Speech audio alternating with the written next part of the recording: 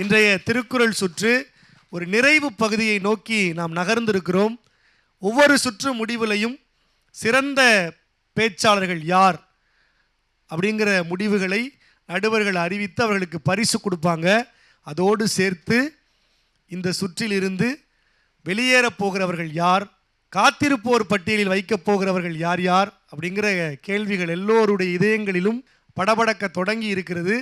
அந்த முடிவுகளை எங்களோடு கலந்து பேசி நேயர்களுக்கு அறிவிக்க வாஞ்சையோடு நடுவர்களை அரங்கத்திற்கு அழைக்கிறோம். ஒரு பலத்த கைத்தட்டல்களோடு.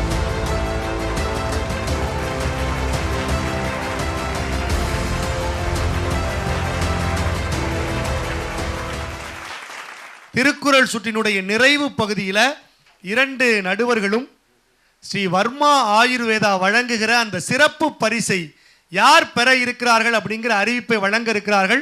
ஒரு உற்சாகமான கைத்தட்டலோடு திருக்குறள் சுற்றின் சிறப்பு பேச்சாளர்கள் யார்? இன்றைக்கு 4 போட்டியாளர்களை நாங்கள் சிறப்பு விருதாளர்களாக பரிசு பெறுபவர்களாக தேர்வு செஞ்சுருக்கோம். அதில் முதலாவதாக பரிசு பெறுவது யார் அப்படின்னா, இந்த போட்டியாளர் இந்த குறளா எப்படி பேசுவாங்க என்று முதலில் எல்லோரையும் கொஞ்சம் திகைக்க வைத்தார். இந்த குறளை இப்படி கூட பேசலாமா என்று இறுதியில் நம்மை அனைவரையும் சிலிர்க்க வைத்தார். ஐயுணர்வு மெய்யுணர்வு என்று சொல்லி நம் உணர்வுகளை எல்லாம் இதமாக மீட்டிய ஆராதனா.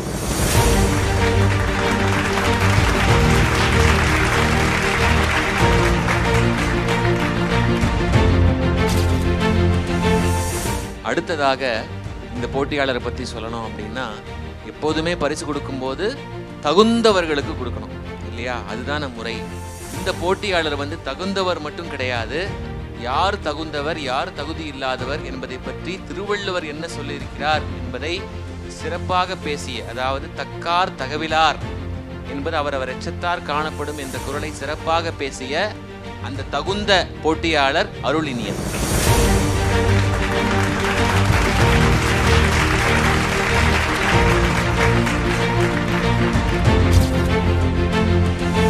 அடுத்ததா என்னிடமிருந்து புத்தகத்தை பரிசாக பெற்ற அந்த அன்பு குழந்தை யோகேஸ்வரி.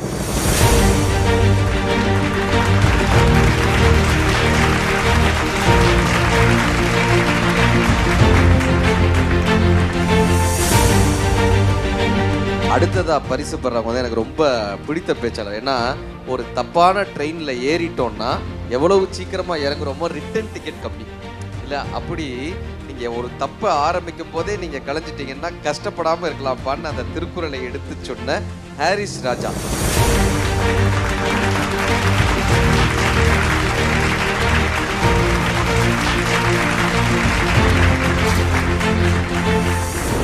எல்லோரும் ரொம்ப எதிர்பார்ப்போட கொஞ்சம் மெல்லிய பதைப்போட காத்திருக்கின்ற அந்த தருணம். உண்மையில சொல்ல போனோம் அப்படின்னா, போட்டியாளர்களை விட எங்களுடைய பணி தான் ரொம்ப ரொம்ப கடினமான பணி. உங்களுக்கு எந்த அளவுக்கு இங்கே நிற்கும் போது இந்த வெளிச்சத்தை பார்த்து, எங்களை பார்த்து, கேமராவை பார்த்து பயமாகவும் பதற்றமாகவும் இருக்குமோ, எங்களுக்கும் ஒரு சின்ன பயமும் பதற்றமும் எப்போதும் கூடவே இருக்கும். அதை எப்படியோ வெளியில் காட்டிக்கொள்ளாமல் கலகலப்பாக பேசி கருத்தெல்லாம் சொல்லி அதை மறைத்து கொள்வோம். அப்படி தான் நாங்கள் ஒவ்வொரு முறையும் உங்களை மதிப்பீடு செய்கிறோம். ரொம்ப ரொம்ப சில சமயம் வருத்தமாகவும் இருக்கும், குறைகளை சொல்லிகிட்டே இருக்கோமோ என்று. ஆனால் அதை செய்ய தவறினால் நாங்கள் கடமை தவறியவர்கள் ஆகும். ஏனென்றால் உங்களை எப்போதும் பாராட்டிக்கொண்டே இருப்பது ரொம்ப சுலபமான ஒரு வேலை. ஆனால் அதையும் தாண்டி நடுவர்கள் என்பவர்கள் மதிப்பெண்கள் மட்டும் போடுபவர்கள் அல்ல, உங்களுடைய மதிப்பும் உயர வேண்டும் என்று நினைப்பவர்கள். அதனால தான் நீங்கள் லேசாக வருத்தப்பட்டாலும் பரவாயில்லை, இது உங்கள் வளர்ச்சிக்கு உதவும், இது உங்களுக்கு ஒரு மிகப்பெரிய ஒரு வழிகாட்டியாக, ஒரு நல்ல ஒரு விமர்சனமாக, ஆக்கப்பூர்வமான விமர்சனமாக இருக்கும், உங்களை இது மேன்மேலும் முன்னே கொண்டு செல்லும் என்பதற்காகத்தான் குறைகளை கூட நாங்கள் சொல்கிறோம். நீங்கள் அப்படித்தான் அதை எடுத்துக்கொள்ள வேண்டும். நாங்கள் மதிப்பீடு செய்தது எந்த அடிப்படையில் அப்படின்னா, இன்றைய சுற்று, இந்த திருக்குறள் சுற்றில் நீங்கள் எப்படி பேசியிருக்கீங்க என்பதை அடிப்படையாக வைத்து தான் நாங்கள் மதிப்பீடு செஞ்சுருக்கோம். இதற்கு முன்னாடி நீங்கள் சிறப்பாக பேசியிருக்கலாம். இதுக்கு முன்னாடி எல்லோருடைய மனம் கவர்ந்த பேச்சாளராக நீங்கள் இருந்திருக்கலாம். பரிசுகளை வென்றிருக்கலாம். நேயர்களுடைய நன்மதிப்பையும் வரவேற்பையும் பெற்றிருக்கலாம். ஆனாலும் போட்டின்னு வந்தால் அன்றைய தினம் நீங்கள் எப்படி பர்ஃபார்ம் பண்ணியிருக்கீங்க, அன்றைய தினத்தில் நீங்கள் எப்படி சிறப்பாக பேசுனீங்களா இல்லையா என்பது தான் கருத்தில் கொள்ளப்படும். இப்போ அந்த அடிப்படையில் இப்போ என்ன முடிவு செஞ்சுருக்கோம் அப்படின்னா, இந்த சுற்றில் அவங்க திறமையான பேச்சாளர்கள் தான், அற்புதமான நினைவாற்றல் கொண்டவர்கள் தான், துணிச்சல் உள்ளவர்கள் தான். ஆனால் இன்றைய சுற்றில் நான் இப்போ சொல்ல போகின்ற போட்டியாளர்கள் குறைவான மதிப்பெண்களை பெற்றிருக்காங்க. குறைவான மதிப்பெண்கள் பெற்ற ஒரு 5 போட்டியாளர்களை நாங்கள் இப்போது மேடையில் கூப்பிட போகின்றோம். அந்த 5 பேரும் ஒவ்வொருவராக இங்கே நிற்க வேண்டும் என்று கேட்டுக்கொள்கிறோம். திருக்குறள் சுற்றில் மட்டுமே பேசி குறைவான மதிப்பெண்கள் பெற்ற அந்த 5 போட்டியாளர்கள்: நிஷரிகா, வர்ஷா,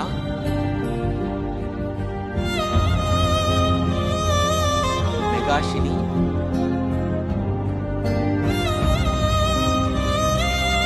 சுபிக்ஷா,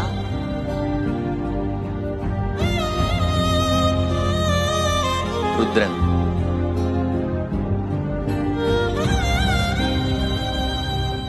ஐந்து செந்தமிழ் செல்லங்கள் இந்த திருக்குறள் சுற்றுல குறைவான மதிப்பெண்கள் வாங்கியிருக்கிறார்கள் என்று நடுவர்களால் அழைக்கப்பட்டு மேடையில் நிற்கிறார்கள்.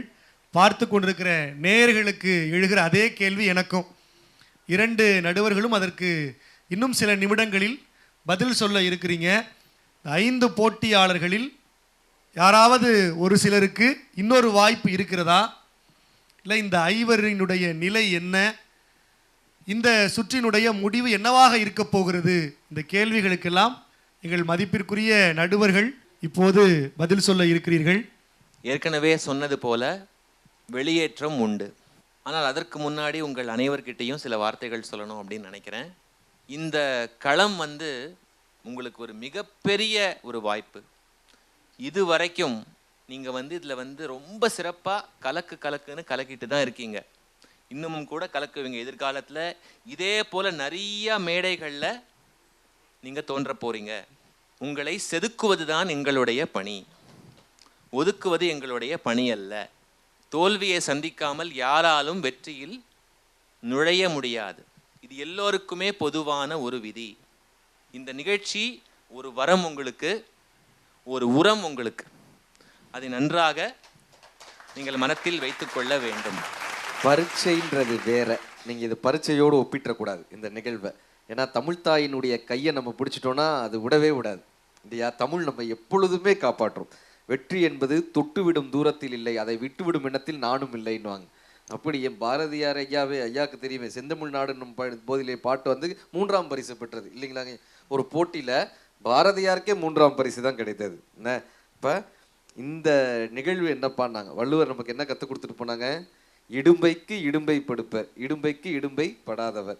இந்த நேரத்தில் நம்ம என்னப்பா பண்ணணும்னா, நம்மளுடைய அந்த மகிழ்ச்சியான இந்த அனுபவம் அழகாக இருந்ததா? இங்கே வந்ததுலேருந்து என்னென்ன ரொம்ப அழகான தருணங்கள் உங்களுக்கு இருந்தது? இங்கே வந்ததில் எத்தனை ஃப்ரெண்ட்ஸ் கிடச்சாங்க? கரெக்டாக எவ்வளோ அழகான அனுபவங்கள் உங்களுக்கு கிடைச்சது? என்ன மறக்க முடியாத சம்பவங்கள், எவ்வளோ விஷயம் உங்களுக்கு கிடைத்தது? இந்த அனுபவங்களை கொண்டு, இந்த பாடங்களை கொண்டு அடுத்து எப்படி நம்ம வளரலாம், உங்களை வலிமையாக்கக்கூடிய ஒரு அழகான ஒரு தருணம் தான் இது. குணம் நாடி குற்றமும் நாடின்னு சொல்லும் வகையாக இந்த தருணம் ஏற்படக்கூடிய தருணம் தான் இது. இந்த தருணத்தை தாண்டி உலகம் ரொம்ப பெருசு. நாம் எந்த பக்கம் போனாலும் ஊர்கள் உண்டு. எந்த மனிதன் நெஞ்சுக்குள் காயமில்லை சொல்லுங்கள், காலப்போக்கில் காயமெல்லாம் மறைந்து போகும் மாயங்கள். உளி தாங்கும் கற்கள் தானே மண் மீது சிலையாகும், வழி தாங்கும் நெஞ்சம் தானே நிலையான சுகம் காணும். யாருக்கில்லை போராட்டம், கண்ணில் என்ன நீரோட்டம். ஒரு கனவு இருந்தால் அது தினம் முயன்றால் ஒரு நாளில் நிஜமாகும். மனமே ஓ மனமே நீ மாறிவிடு, மழையோ அது பனியோ நீ மோதிவிடு. இன்னும் மோதுறதுக்கான தலங்கள் நிறையா இருக்குது, இன்னும் நிறையா இருக்குது. இப்போ அழகாக நம்ம உட்காந்து ரசிக்கலாம். உங்களுடைய நண்பர்களுக்கு நீங்கள் உதவலாம். நம்ம பேசும் நம்ம நண்பர்களுக்கு உதவலாம். உங்களுடைய கருத்துக்கள் எல்லாம் நண்பர்கள் மூலமாக நீங்கள் சொல்ல வைக்கலாம். உங்களுடைய நண்பர்களோடு என் நண்பனின் வெற்றியும் என் வெற்றி தான் மார்க்ஸ். அப்படி ஒவ்வொருத்தருடைய வெற்றியும் என்னுடைய வெற்றி தான். உங்களுடைய நண்பருக்கு நீங்கள் உதவலாம். இது எல்லாமே சேர்ந்து பயணப்படலாம். சரியா? வாழ்த்துக்கள். எனக்கு நிறைய சாதிப்பீங்க, அடுத்தடுத்து நிறைய சாதிப்பீங்க. உங்கள் அனைவருக்குமே எங்களுடைய வாழ்த்துக்கள். நீங்கள் 5 பேருமே வந்து உங்களுடைய பயணத்தை இந்த சுற்றோடு நிறைவு செய்து கொள்கிறீர்கள்.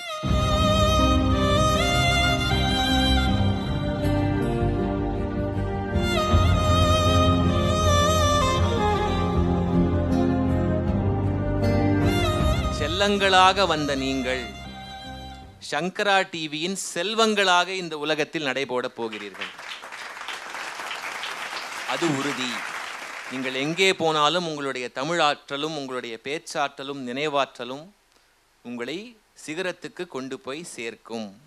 நாங்கள் கொஞ்ச நேரம் கொஞ்ச தூரம் உங்களுக்கு வழித்துணையாக வந்தவர்கள். சின்ன வருத்தமும் கோபமும் இருந்தாலும் வள்ளுவர் சொன்னதையே உங்கள் அனைவருக்கும் நினைவூட்டி என்னுடைய பேச்சை நான் நிறைவு செஞ்சுக்கிறேன். உள்ளுவதெல்லாம் உயர்வுள்ளல். இந்த தருணத்தில் தான் நீங்கள் இந்த குறளை நன்றாக நினைவில் வைத்துக் கொள்ள வேண்டும். கடினம்தான் இருந்தாலும் வள்ளுவர் இதை கடந்து உங்களை மேலே ஏற்றுவார். உள்ளுவதெல்லாம் எப்போதும் உயர்வுள்ளலாக எல்லோருக்கும் இருக்கட்டும். நீங்கள் இன்னும் சிறப்பாக பேசி சிகரம் தொட என்னுடைய நெஞ்சு நிறைந்த வாழ்த்துக்கள். ஒரு உற்சாகமான கைத்தட்டல்களோடு இந்த அற்புதமான நம்முடைய செந்தமிழ் செல்லங்களுக்கு ஒரு அரங்கு நிறைந்த கைத்தட்டல்களோடு நம்முடைய வாழ்த்துக்களையும் பாராட்டுக்களையும் பரிசாக்குவோம்.